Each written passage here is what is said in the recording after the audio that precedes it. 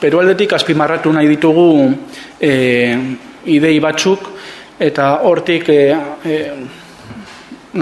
auzolana nazioarteko babesaren eskatzaile edo onuradun diren pertsonentzat harrera eta integrazioa erraztuko duen sare soziala osatzen saiatzen gara. Horri lotuta, hainbat erlijio tradizioetako gazteen partaidetzarako proposamenak aniztasunean elkartzeko esperientzia proposatzen dugu. Konpromiso komun batekin. Herritartasuna, herritar inklusiboa eta ez baztertzailea.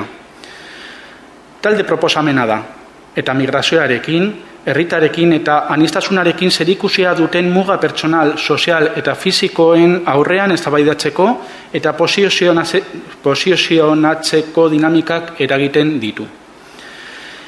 Sentsibilizatzen saiatzen gara, gizartearen eraldaketan aurrera egiteko.